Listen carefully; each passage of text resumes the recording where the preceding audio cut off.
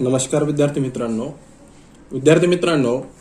आज आपण आपला तिसरा जो पाठ आहे नवोदयच्या मॅथ मधील गणितामधील अपूर्णांक आणि त्यावरील 4 मूलभूत क्रिया. विद्यार्थी मित्रांनो, तुम्हाला माहिती आहे अपूर्णांक कोणाला म्हणतात? तुम्ही तिसरीला म्हणा, चौथीला म्हणा अपूर्णांक बघितलेला आहे. मग विद्यार्थी मित्रांनो, जर तुम्ही बघितलं तर 2 ही पूर्ण संख्या आहे, पण जर तुम्ही 2/3 लिहिला, बरोबर आहे काय, 2/3, तर ही अपूर्णांक संख्या आहे. ही काय आहे विद्यार्थी मित्रांनो? अपूर्णांक संख्या आहे. मग किंवा तुम्ही 2.3 जरी लिहिलं तरी ही पण काय आहे? अपूर्ण संख्या आहे.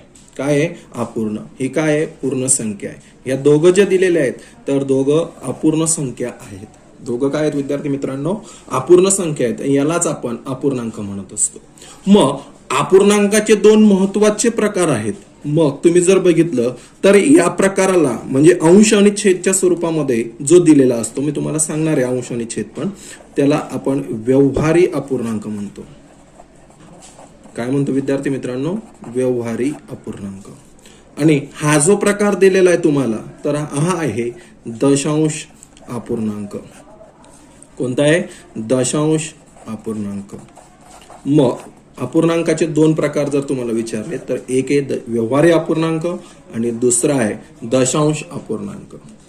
आलं लक्षात विद्यार्थी मित्रांनो की अपूर्णांक कोणाला म्हणतात? की जी संख्या पूर्ण नाही, जी संख्या पूर्ण नाही, मग त्या संख्येला आपण अपूर्णांक म्हणतो. मग अपूर्णांक 2 प्रकारचे असतात. एक असतो व्यवहारी अपूर्णांक आणि दुसरा असतो दशांश अपूर्णांक. मग जर तुम्ही बघितलं विद्यार्थी मित्रांनो, जो पहिला प्रकार दिलेला आहे त्याला आपण ए देऊन टाकला आणि दुसऱ्याला बी करून टाकू. मग ए प्रकार जो आहे व्यवहारी अपूर्णांक, तर व्यवहारी अपूर्णांकाचे तुम्हाला ह्या चॅप्टर मध्ये दिलेले जे प्रकार असतील विद्यार्थी मित्रांनो, तर त्याच्यामध्ये पहिला प्रकार तुम्हाला दिलेला आहे कोणता? अंशाधिक. कोणता आहे? अंशाधिक अपूर्णांक.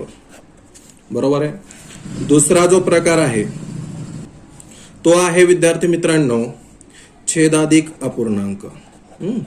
व्यवस्थित लक्षात घ्या, मी पहिले 2 जे प्रकार सांगितले ते अपूर्णांकाचे 2 प्रकार सांगितले. पहिला होता व्यवहारी अपूर्णांक, दुसरा आहे दशांश अपूर्णांक. मग व्यवहारी अपूर्णांकाचे तुम्हाला दिलेले जे आहेत प्रकार तेच सांगतोय हा विद्यार्थी मित्रांनो.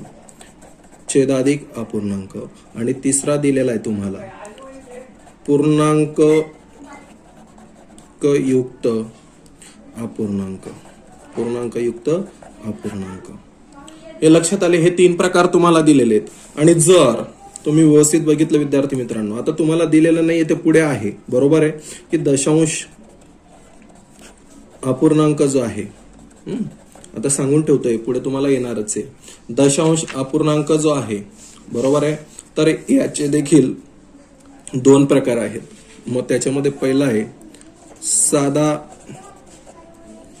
दशांश अपूर्णांक आणि दुसरा जो प्रकार आहे तो आहे आवर्ती दशांश अपूर्णांक. हे झाले तुमचे व्यवहारी आणि दशांश अपूर्णांकांचे प्रकार. पण ह्या चॅप्टर मध्ये आपल्याला संपूर्ण या प्रकरणामध्ये फक्त व्यवहारी अपूर्णांक जो दिलेला आहे तर त्याचाच अभ्यास या ठिकाणी आपल्याला करायचा आहे. मग व्यवहारी अपूर्णांकाचा अभ्यास करत असताना व्यवहारी अपूर्णांकाचे 3 प्रकार जे तुम्हाला दिलेले आहेत, बरोबर आहे, तर ते पण या ठिकाणी आपण समजून घेणार आहोत. मग त्यांचा अभ्यास करताना पहिला प्रकार दिलेला आहे तुम्हाला अंशाधिक अपूर्णांक. विद्यार्थी मित्रांनो, सोपा आणि सरळ त्याचा अर्थ आहे. अंशाधिक म्हणजे काय? आता सर्वात अगोदर आपल्याला समजून घ्यायचं आहे. आलं लक्षात विद्यार्थी मित्रांनो की याच्यामध्ये तुम्हाला अंश आणि छेद मध्ये, अंश आणि छेदच्या मध्ये दिलेला जो अपूर्णांक असेल त्याला आपण व्यवहारी अपूर्णांक म्हणत असतो. याला तुम्ही म्हणतात विद्यार्थी मित्रांनो अंश. एवढं तुम्हाला समजून घ्यायचं आहे. अंश त्यालाच तुम्ही म्हणतात इंग्लिशमध्ये न्यूमेरेटर, बरोबर आहे. आणि दुसरा जो खाली भाग दिलेला आहे त्याला म्हणतो आपण मराठीमध्ये छेद. त्यालाच आपण इंग्लिशमध्ये म्हणतो डिनॉमिनेटर. काय म्हणतो विद्यार्थी मित्रांनो? डिनॉमिनेटर. मग अंश आणि छेदच्या स्वरूपामध्ये जो दिलेला असतो त्याला आपण काय म्हणत असतो विद्यार्थी मित्रांनो? व्यवहारी अपूर्णांक. मग याचा अर्थ काय होतो की अपूर्णांकाच्या छेदस्थानी लिहिलेल्या संख्येमुळे वस्तूचे किती समान भाग केलेत. अपूर्णांकाच्या छेदस्थानी, मग इथं छेदस्थानी संख्या किती दिलेली आहे? 3. की त्या संख्येचे किती समान भाग केले? 3, असा त्याचा अर्थ. म्हणजे छेदस्थानी दिलेली जी संख्या असते तर ती काय दर्शवत असते की त्या वस्तूचे आपण किती समान भाग केलेत. आणि त्याचप्रमाणे जो अंशस्थानी लिहिलेली जी संख्या असते किंवा अंशस्थान जो असतो, अंश जो असतो, त्यामुळे कळतं की त्याच्यापैकी आपण किती भाग घेतलेले आहेत. म्हणजे एक वस्तू दिलेली आहे, बरोबर आहे, समजून घ्या. ही एक वस्तू विद्यार्थी मित्रांनो, तर हिचे आपण 3 भाग केलेले आहेत, बरोबर. 1, 2 आणि 3, बरोबर आहे. आलं लक्षात तुमच्या? मग या 3 भागांपैकी आपण फक्त 2 भाग घेतलेले आहेत. म्हणजे हे 2 भाग आपण घेतलेले आहेत, हा एक भाग बाकी आहे. एक वस्तू आहे, छेदस्थानामुळे काय करतं की एका वस्तूचे किती समान भाग केले आणि अंशस्थानामुळे आपल्याला कळत असतं की आपण त्यापैकी किती भाग घेतलेले आहेत. आलं विद्यार्थी मित्रांनो लक्षात तुमच्या? आलं हे तुमच्या लक्षात? मग व्यवहारी अपूर्णांकामध्ये जर तुम्ही बघितलं तर व्यवहारी अपूर्णांकाचे तुम्हाला 3 प्रकार या ठिकाणी दिलेले आहेत. मग व्यवहारी अपूर्णांकाचे जे 3 प्रकार दिलेले आहेत तर ते आपल्याला आता अगोदर समजून घ्यायचे आहेत. नंतर मग त्यावर दिलेल्या ज्या मूलभूत 4 क्रिया असतील तर ते मी तुम्हाला समजून देणार आहे. मग अंशाधिक अपूर्णांक. अंशाधिक अपूर्णांक म्हणजे काय विद्यार्थी मित्रांनो? आता इथं 4/3 दिलेला आहे. म्हणजे काय अंशाधिक अपूर्णांक म्हणजे काय विद्यार्थी मित्रांनो? की अंशस्थानची संख्या ही छेदस्थानच्या संख्येपेक्षा मोठी असते. म्हणजे या ठिकाणी जर तुम्ही बघितलं तर अंशस्थान म्हणजे न्यूमरेटर मोठा आहे डिनॉमिनेटर पेक्षा. मग ज्यावेळेस न्यूमरेटर मोठा असेल डिनॉमिनेटर पेक्षा त्यावेळेस लक्षात घ्यायचं की त्याला आपण काय म्हणतो? अंशाधिक अपूर्णांक म्हणत असतो. काय म्हणतो विद्यार्थी मित्रांनो? अंशाधिक अपूर्णांक म्हणत असतो. आलं लक्षात? ज्यावेळेस अंश मोठा असेल छेदापेक्षा त्यावेळेस त्याला आपण अंशाधिक अपूर्णांक असं म्हणत असतो. नंतर दुसरा जो प्रकार दिलेला आहे छेदाधिक अपूर्णांक, त्याला छेदाधिक अपूर्णांक. मग छेदाधिक अपूर्णांक म्हणजे काय विद्यार्थी मित्रांनो? आता इथं घेतली तुम्ही 5/7 ही संख्या जर घेतली तर तुमच्या लक्षात येईल की अंशापेक्षा छेद मोठा आहे, बरोबर आहे की नाही? अंशस्थानी दिलेली संख्या काय? 5, छेदस्थानी दिलेली संख्या काय आहे? 7. तर तुमच्या लक्षात येत आहे की छेदस्थानी दिलेली संख्या ही अंशस्थानी दिलेल्या संख्येपेक्षा मोठी आहे. म्हणजे काय? छेदस्थान जेव्हा मोठं असेल म्हणजे काय? छेदस्थानी दिलेली संख्या ही मोठी असेल अंशस्थानाच्या संख्येपेक्षा त्यावेळेस त्याला आपण म्हणतो अंशाधिक अपूर्णांक. काय म्हणतो विद्यार्थी मित्रांनो? अंशाधिक अपूर्णांक असं पण त्याला म्हणत असतो. मग तुम्ही तिसरा जो प्रकार आहे तो तिसरा जो प्रकार दिलेला विद्यार्थी मित्रांनो तो आहे पूर्णांक युक्त अपूर्णांक. यालाच तुम्ही मिक्स फ्रॅक्शन पण म्हणत असतात. मग हे तुमचं झालेलं आहे. मग बघा 5.2/3 याचं वाचन जर तुम्हाला विचारलं तर ते कसं येईल विद्यार्थी मित्रांनो? 5.2/3 आणि इंग्लिशमध्ये 5 इंटेजर्स 2/3. 5 इंटेजर्स 2/3 असं त्याचं वाचन या ठिकाणी येत असतं. मग याला आपण मिश्र म्हणजे पूर्णांकयुक्त अपूर्णांक म्हणजे मिक्स फ्रॅक्शन, मिश्र अपूर्णांक पण याला आपण म्हणत असतो. इथं मी तुम्हाला लिहून देतोय मिश्र अपूर्णांक. पूर्णांकयुक्त अपूर्णांक म्हणजे काय? मिश्र अपूर्णांक आपण त्याला म्हणत असतो. मग मिश्र अपूर्णांक म्हणजे काय? एक पूर्णांक संख्या असते आणि नंतर अपूर्णांक दिलेला असतो, त्याला आपण मिश्र अपूर्णांक म्हणजे पूर्णांकयुक्त अपूर्णांक त्या ठिकाणी म्हणत असतो. 5.2/3 5 इंटेजर्स 2/3 हे झाले तुमचे व्यवहारी अपूर्णांकाचे प्रकार. हे काय झाले विद्यार्थी मित्रांनो? व्यवहारी अपूर्णांकाचे तुम्हाला दिलेले जे प्रकार होते तर ते प्रकार या ठिकाणी आपण बघितलेले आहेत. आलं लक्षात विद्यार्थी मित्रांनो? आता आपण बघणार आहोत विद्यार्थी मित्रांनो व्यवहारी अपूर्णांकाची तुलना. मग व्यवहारी अपूर्णांक जे आहेत तर त्यांचे 3 प्रकार आपण या ठिकाणी बघितले, बरोबर आहे? ते तुमच्या लक्षात आले. मग आता व्यवहारी अपूर्णांकांची तुलना आपल्याला बघायची आहे. मग याच्यामध्ये जर तुम्ही पहिला प्रकार बघितला, बरोबर आहे, तर छेद समान असेल. पहिला प्रकार जो आहे तो काय विद्यार्थी मित्रांनो? छेद समान असेल. मग उदाहरणार्थ म्हणून बघितलं आपण, एक्झाम्पल जर घेतलं विद्यार्थी मित्रांनो 4/5 बरोबर आहे आणि 7/5. आता या ठिकाणी बघा विद्यार्थी मित्रांनो छेदस्थानी असलेली जी संख्या दोघं ठिकाणी तर ती सारखी आहे. इथं पण 5 आहे, इथं पण 5 आहे. बरोबर आहे.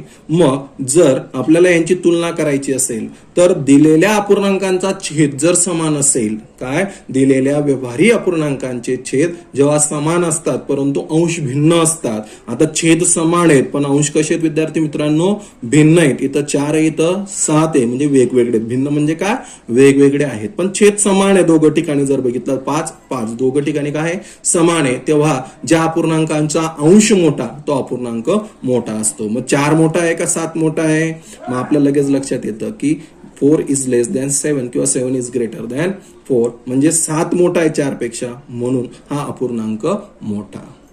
आलं लक्षात विद्यार्थी मित्रांनो. ज्या वेळेस दिलेल्या अपूर्णांकाचा छेद समान असेल त्यावेळेस त्यांच्या अंशांचा विचार करायचा. मग ज्या अपूर्णांकाचा, ज्या व्यवहारी अपूर्णांकाचा म्हणा किंवा ज्या अपूर्णांकाचा अंश मोठा तो अपूर्णांक मोठा. इथं जर तुम्ही दुसरं उदाहरण बघितलं तर 8/12 आणि इकडे दिलेलं आहे तुम्हाला 5/12. छेद समान आहेत 12 दोघं ठिकाणी जर बघितलं तर छेद कसे आहेत विद्यार्थी मित्रांनो, समान आहेत, बरोबर आहे. पण अंश कसे आहेत, वेगवेगळे आहेत, 8 आणि 5. मग 8 मोठा आहे का 5, 8 मोठा आहे, म्हणून हा अपूर्णांक मोठा आहे. मग अपूर्णांक मोठा दर्शवण्याचं चिन्ह तुम्हाला माहित आहे, ह्या पद्धतीने ते दर्शवलं जात असतं. आलं लक्षात. मग आता हा झाला तुमचा पहिला प्रकार, बरोबर आहे, हा झाला तुमचा पहिला. आता आपण बघणार आहोत दुसरा जो प्रकार आहे, अंश समान असतील, बरोबर आहे. अंश आता अगोदर बघितलं होतं छेद समान असतील, आता आपल्याला बघायचं विद्यार्थी मित्रांनो अंश समान असतील.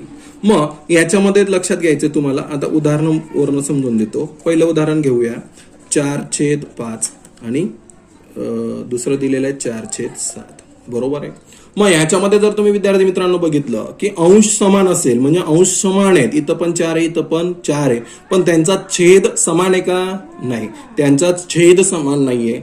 छेद कसा आहे, भिन्न आहे, वेगवेगळा आहे. मग विद्यार्थी मित्रांनो ज्या वेळेस दिलेल्या अपूर्णांकांचे अंश समान असतील, काय दिलेल्या अपूर्णांकांचे अंश काय असतील, समान असतील, पण छेद भिन्न असतील, अशा वेळेस काय करायचं की ज्या अपूर्णांकाचा छेद लहान तो सर्वात मोठा अपूर्णांक. मग 4/5 मोठा आहे 4/7 पेक्षा. आलं लक्षात. आपण ज्या वेळेस छेद समान असायचे त्यावेळेस अंशाचा विचार केला, ज्याचा अंश मोठा तो अपूर्णांक मोठा. पण इथं वेगळे विद्यार्थी मित्रांनो, जर या ठिकाणी अंश समान असतील, काय अंश समान असतील पण छेद भिन्न असतील, अशा वेळेस ज्या अपूर्णांकाचा छेद लहान तो अपूर्णांक मोठा. इथं लक्षात ठेवायचं, ज्या अपूर्णांकाचा छेद लहान तो अपूर्णांक मोठा, असा त्याचा अर्थ होत असतो. दुसरं जर उदाहरण तुम्ही या ठिकाणी घेतलं, बरोबर आहे की 5/12, बरोबर आहे, आणि दुसरीकडे घेतलं 5/9. आता इथं जर तुम्ही बघितलं तर अंश समान आहे विद्यार्थी मित्रांनो, पण छेद भिन्न आहे. मग ज्याचा छेद लहान, ज्या अपूर्णांकाचा छेद लहान तो अपूर्णांक मोठा, म्हणजे 5/9 हा मोठा आहे 5/12 पेक्षा. आलं लक्षात विद्यार्थी मित्रांनो. दुसरा प्रकार पण ओके. बघा तिसरा प्रकार आपल्याला या ठिकाणी बघायचा विद्यार्थी मित्रांनो. तिसऱ्या प्रकारामध्ये काय म्हटलेलं आहे की जेव्हा दिलेल्या अपूर्णांकाचा छेद त्याच्या अंशापेक्षा 1 ने मोठा असतो, बरोबर आहे. म्हणजे 1/2, 2/3, 3/4 आणि 4/5 हे अपूर्णांक तुम्हाला दिलेले आहेत. मग जेव्हा दिलेल्या अपूर्णांकाचा छेद त्याच्या अंशापेक्षा 1 ने मोठा असतो, जर तुम्ही बघितलं तर छेद अंशापेक्षा 1 ने मोठा आहे चारही फ्रॅक्शन्स मध्ये, चारही अपूर्णांकांमध्ये, तेव्हा ज्या अपूर्णांकाचा छेद सर्वात मोठा तो अपूर्णांक सर्वात मोठा असतो. म्हणजे काय की ह्या अपूर्णांकाचा छेद मोठा आहे, बरोबर आहे, म्हणून हा अपूर्णांक सर्वात मोठा आहे. म्हणजे 4/5 हा अपूर्णांक सर्वात मोठा आहे, असा त्याचा अर्थ या ठिकाणी होत असतो. आलं लक्षात विद्यार्थी मित्रांनो. ओके. चला विद्यार्थी मित्रांनो, आपण आतापर्यंत बघितलं की अपूर्णांक कोणाला म्हणतात, अपूर्णांकांचे प्रकार आपण त्या ठिकाणी बघितले, दिलेल्या अपूर्णांकांच्या प्रकारांचे प्रकार आपण या ठिकाणी बघितले. त्याच्यानंतर व्यवहारी अपूर्णांकांची तुलना आपण या ठिकाणी बघितली. अंश छेद समान असतील तर, अंश समान असेल तर, आणि दिलेल्या अपूर्णांकांचा छेद जो असतो त्याच्या अंशापेक्षा 1 ने मोठा असेल तर ज्या अपूर्णांकाचा छेद सर्वात मोठा तो अपूर्णांक सर्वात मोठा, हे अपूर्णांकांची तुलना आपण या ठिकाणी बघितली. विद्यार्थी मित्रांनो, आता अपूर्णांकांवरील 4 मूलभूत क्रिया ज्या आहेत त्या आपल्याला बघायच्या आहेत. मग तुम्ही म्हणाल सर 4 मूलभूत क्रिया कोणत्या आहेत? विद्यार्थी मित्रांनो, ज्या गणितामधल्या मूलभूत क्रिया आहेत 4. कोणकोणत्या विद्यार्थी मित्रांनो? तर बेरीज, दुसरी आहे वजाबाकी, तिसरी आहे गुणाकार, बरोबर, आणि चौथं आहे भागाकार. ज्या गणितामधल्या 4 मूलभूत क्रिया आहेत विद्यार्थी मित्रांनो, त्याच 4 क्रिया अपूर्णांकामध्ये पण मूलभूत क्रिया म्हणून आपण त्या ठिकाणी आपल्याला शिकायच्या आहेत. मग बेरीज, वजाबाकी, गुणाकार, भागाकार या 4 मूलभूत क्रिया आहेत आणि त्यांचाच अभ्यास आपल्याला या ठिकाणी व्यवहारी अपूर्णांकामध्ये करायचा आहे. मग सर्वात अगोदर आपण बेरीज आणि वजाबाकी दोघं भाग बघणार आहोत. मग तुम्ही म्हणाल सर दोघं एकाच वेळेस का? की दोघांसाठी वापरले जाणारे जे नियम आहेत विद्यार्थी मित्रांनो ते जवळजवळ सारखेच आहेत. काय? दोघांचे नियम जवळजवळ सारखेच आहेत, म्हणून आपण अगोदर बेरीज आणि वजाबाकी या दोघंही मूलभूत क्रियांचा अभ्यास या ठिकाणी करणार आहोत. मग याच्यामध्ये उदाहरणावरून तुम्हाला मी आता समजून देणार आहे. मग पहिलं उदाहरण आहे ज्या वेळेस छेद समान असेल. सर्वात अगोदर बेरीज आणि वजाबाकी करत असताना छेद समान असेल. आता इथं दिलेलं आहे तुम्हाला 4/5 अधिक 6/5, बरोबर आहे. मग दिलेल्या अपूर्णांकाचा छेद समान असेल, त्यांची बेरीज करताना अंशस्थानच्या अंकांची बेरीज करायची, बरोबर आहे. बरोबर. 4 अधिक 6/5 बरोबर 10/5. आता हा तुम्हाला हे त्याचं उत्तर तुम्हाला मिळालं, पण 5 5 5 2 10 2/1 म्हणजे 2 उत्तर त्याचं येईल, बरोबर आहे. जर तुम्हाला ते सांगितलेलं असेल तर तुम्ही ते करू शकता. मग व्यवहारी अपूर्णांकांवरील ज्या 4 मूलभूत क्रिया आहेत त्याच्यामध्ये बेरीज आणि वजाबाकी करत असताना त्याच्यामध्ये पहिला प्रकार बघतोय आपण. कोणता आहे विद्यार्थी मित्रांनो? पहिला प्रकार की छेद समान असतील, बरोबर आहे. पहिला प्रकार काय विद्यार्थी मित्रांनो? छेद समान असेल, बरोबर आहे. मग बेरीज आणि वजाबाकी करताना लक्षात ठेवायचं, जर छेद समान असेल तर अंशस्थानच्या अंकांची आपल्याला बेरीज करायची आहे. काय करायची विद्यार्थी मित्रांनो? बेरीज करायची आहे. मग दुसऱ्या उदाहरणावरनं तुम्हाला समजून देतो या ठिकाणी की त्याच्यामध्ये आपण आता वजाबाकी बघणार आहोत.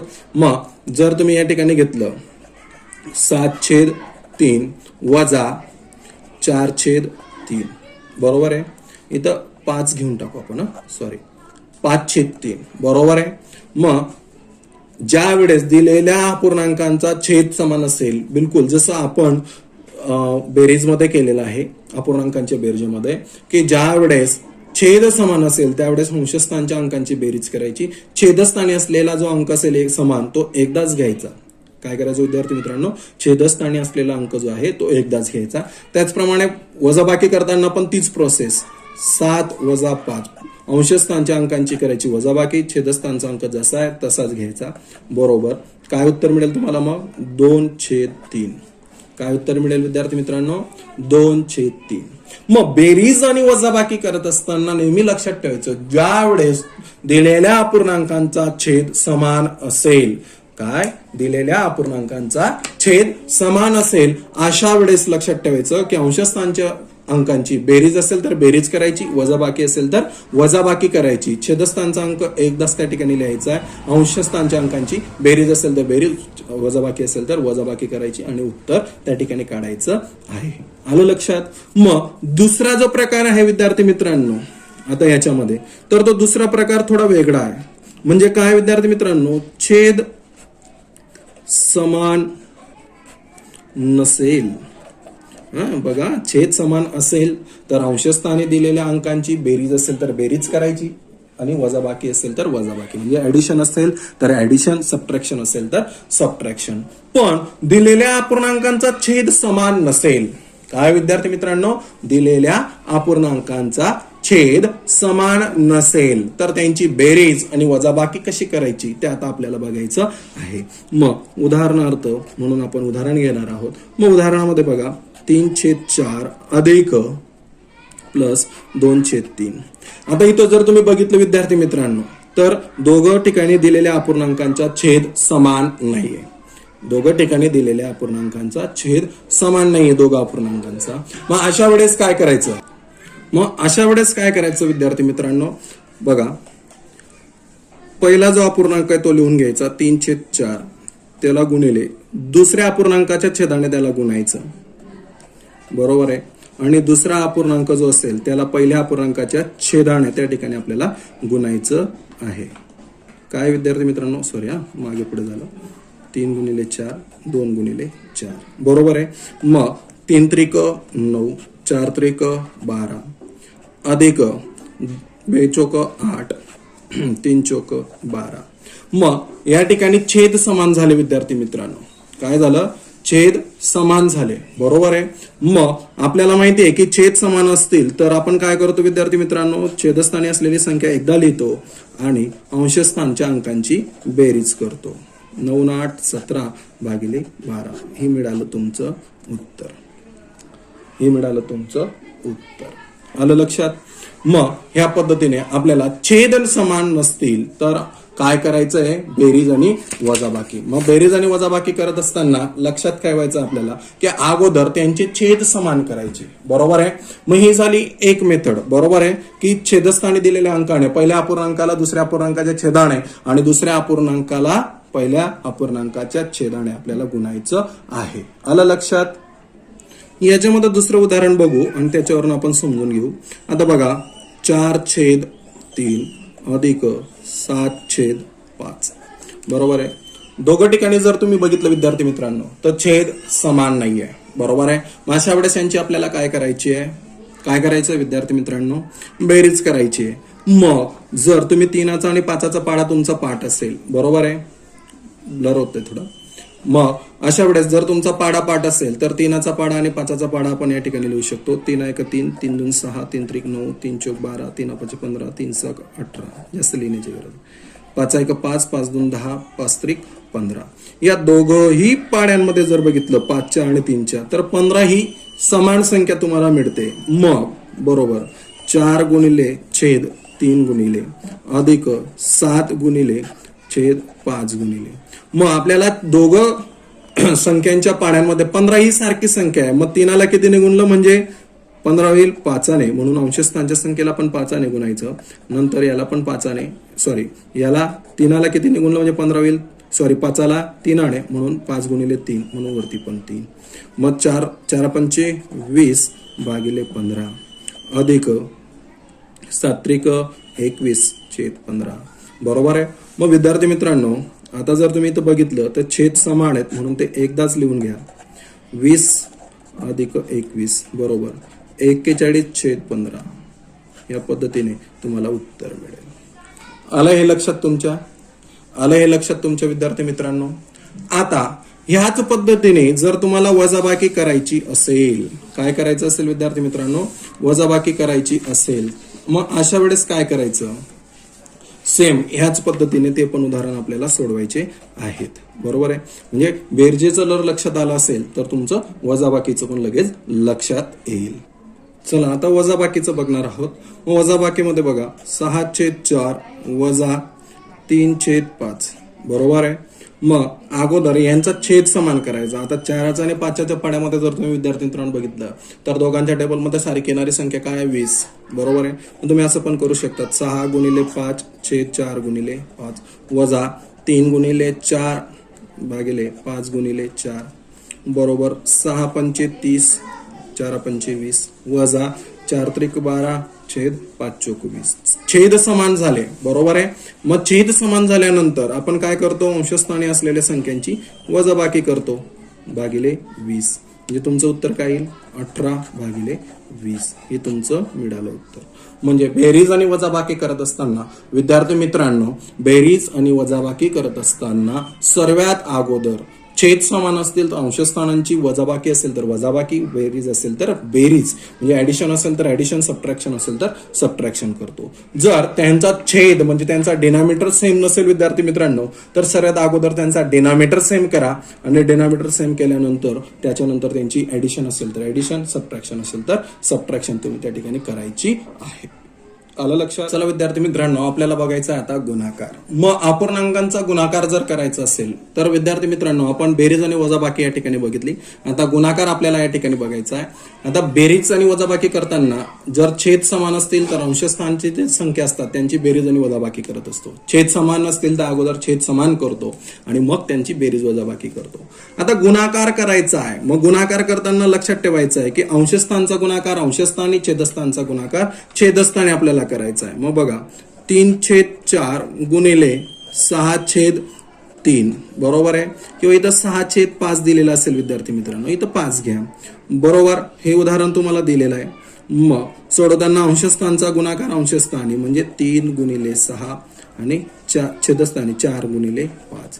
3×18 भागिले 20 बरोबर आहे. ह्या पद्धतीने तुम्हाला गुणाकार करायचा आहे. बरोबर आहे. अंशस्थानचा गुणाकार अंशस्थानी, छेदस्थानचा गुणाकार छेदस्थानी करायचा आहे. मग याच्यामध्ये एक गोष्ट अजून तुम्हाला लक्षात ठेवायची आहे. जर एखाद वेळेस तुम्हाला गुणाकार करताना मोठ्या संख्या दिलेल्या असतील बरोबर आहे. मग बघा 7/18 गुणिले 6/21 बरोबर आहे. मग तुम्हाला ह्या संख्या दिलेल्या आहेत बरोबर आहे विद्यार्थी मित्रांनो. मग गुणाकार करताना आता 6 गुणिले 6 7 गुणिले 6 म्हणजे आपण त्यांचा गुणाकार सहज करू शकतो, पण 18 गुणिले 21 करताना आपल्याला थोडंसं अवघड जाईल बरोबर आहे. मग अशा वेळेस काय करायचं विद्यार्थी मित्रांनो, बघा 6×1=6 क्रॉस भाग जातोय का तो बघायचा. म्हणजे काय, पहिल्या अपूर्णांकाच्या छेदाला दुसऱ्या अपूर्णांकाच्या अंशाने आणि दुसऱ्या अपूर्णांकाच्या छेदाला पहिल्या अपूर्णांकाच्या अंशाने भाग जातोय. 6×1=6 6×3=18 7×1=7 7×3=21 उरलं काय विद्यार्थी मित्रांनो, इथं 1 गुणिले 1 आणि 3 गुणिले 3 म्हणजे 1/9 त्याचं उत्तर तुम्हाला मिळेल. काय मिळेल विद्यार्थी मित्रांनो, 1/9 त्याचं उत्तर मिळेल. अजून एक उदाहरण घेऊन आपण ते समजून घेऊ. तिसरं उदाहरण घेतो बरोबर आहे. इथं दिलेलं असेल तुम्हाला 8/15 बरोबर आहे गुणिले इकडे दिलेलं असेल तुम्हाला 6/4 बरोबर आहे. मग आता इथं जर क्रॉस भाग द्यायचा असेल, आता लहान संख्या तुम्ही करू शकतात बरोबर आहे, पण जर याच्या जागेवर तुम्हाला मोठ्या संख्या दिलेल्या असतील आणि गुणाकार करायचा असेल, बघा विद्यार्थी मित्रांनो, आता इथं भाग जातोय 3 दुने 6 3×5 15 2 दुने 4 2 चोक 8. मग वरती काय संख्या उरली विद्यार्थी मित्रांनो, 4 गुणिले 2 आणि खाली काय उरलं 5 गुणिले 2. मग यांचा सरळ गुणाकार करायचा, अंशाचा अंशाशी छेदाचा छेदाशी बरोबर आहे. बरोबर आहे का. 4 दुने 8 5 दुने 10. मग हे म्हणजे काय होतं, क्रॉस जर भाग जात असेल आणि आपण क्रॉस भाग दिला तर त्याच्यामुळे काय होत असतं विद्यार्थी मित्रांनो, तर आपल्याला तो गुणाकार करणं अत्यंत सोपं त्या ठिकाणी होत असतं. जास्त लेंदी प्रोसेस करण्याची गरज पडत नाही. आता याच्यानंतर आपण बघणार आहोत पुढचा जो भाग आहे आपला तो आहे भागाकार. काय विद्यार्थी मित्रांनो, तो भाग आहे भागाकार. मग भागाकार करताना सर्वात अगोदर तुम्हाला गुणाकार व्यस्त हे माहित असलं पाहिजे. मग गुणाकार व्यस्त म्हणजे काय विद्यार्थी मित्रांनो, की ज्या दोन संख्यांचा गुणाकार 1 येतो त्या दोन संख्यांना गुणाकार व्यस्त संख्या असे म्हणतात बरोबर आहे. मग गुणाकार व्यस्त संख्या म्हणजे काय बघा, 2/3 गुणिले 3/2 बरोबर आहे. आता 3×1=3 2×1=2 उरलं काय विद्यार्थी मित्रांनो, 1 गुणिले 1 म्हणजे काय येईल, तर 1 हे उत्तर येईल बरोबर आहे. मग भागाकार करत असताना एक लक्षात ठेवायचं आहे, गुणाकार व्यस्त हे तुमच्या लक्षात यायला पाहिजे. मग गुणाकार व्यस्त तुमच्या लक्षात आलं असेल, मग याच्यामध्ये एक उदाहरण घेऊन आपण ते समजून घेणार आहोत. बघा उदाहरण घ्यायचं आपल्याला 9/25 भागिले 6/15. मग याच्यामध्ये लक्षात ठेवायचं विद्यार्थी मित्रांनो, भागाकार करताना आपल्याला गुणाकार व्यस्त ही संकल्पना या ठिकाणी वापरायची. म्हणजे काय, पहिला जो फ्रॅक्शन असेल तो जसा आहे तसाच राहू द्या. इथं भागिलेच्या जागेवर भागिलेचं जे चिन्ह असेल त्याच्या जागेवर गुणाकाराचं चिन्ह टाका आणि छेदस्थानी असलेली संख्या अंशस्थानी लिहायची, अंशस्थानी असलेली संख्या छेदस्थानी लिहायची. आलं इथपर्यंत लक्षात. गुणाकार व्यस्त करणं म्हणजे काय विद्यार्थी मित्रांनो, भागाकाराच्या चिन्हाच्या जागेवर गुणाकाराचं चिन्ह घ्या आणि दिलेला जो फ्रॅक्शन असेल त्याला उलट करून लिहा. म्हणजे छेदस्थानची संख्या अंशस्थानी आणि अंशस्थानची संख्या छेदस्थानी तुम्हाला लिहायची आहे. मग आता जर तुम्हाला इथं क्रॉस भाग देता येत असेल तर देऊ शकतात. 3 दुने 6 3×1=9 5×3=15 5×5=25. काय उरलं विद्यार्थी मित्रांनो, 3 गुणिले 3 आणि 5 गुणिले 2 बरोबर आहे. 3 गुणिले 3 5 गुणिले 2. मग 3 त्रिक 9 5 दुने 10. मिळालं तुम्हाला उत्तर. फक्त भागाकारामध्ये तुम्हाला गुणाकार व्यस्त ही संकल्पना लक्षात ठेवायची आहे. पहिला फ्रॅक्शन दिलेला आहे तो जशाचा तसं लिहा. नंतर भागाकाराच्या चिन्हाच्या जागेवर गुणाकाराचं चिन्ह टाका. दुसऱ्या फ्रॅक्शन मध्ये बदल काय करायचा आहे, छेदस्थानी असलेली संख्या अंशस्थानी लिहायची, अंशस्थानी असलेली संख्या छेदस्थानी लिहायची. म्हणजे डिनॉमिनेटर लिहायचा आहे न्यूमरेटरला, न्यूमरेटर लिहायचा आहे डिनॉमिनेटरला. क्रॉस भाग जात असेल तर तुम्ही क्रॉस भाग देऊ शकतात. आलं लक्षात. नाहीतर मग जसं आपल्या गुणाकारामध्ये आहे की अंशस्थानचा गुणाकार अंशस्थानी, छेदस्थानचा गुणाकार छेदस्थानी, त्या पद्धतीने तो आपल्याला घ्यायचा आहे. आलं लक्षात तुमचे सर्व हे. मग विद्यार्थी मित्रांनो, याप्रमाणे आपण सर्व संकल्पना ज्या आहेत तर त्या आपण या ठिकाणी बघितलेल्या आहेत. आता याच्यावरील जे स्वाध्याय तुम्हाला दिलेले आहेत तर ते स्वाध्याय आपण पुढच्या व्हिडिओमध्ये या ठिकाणी बघणार आहोत. ओके.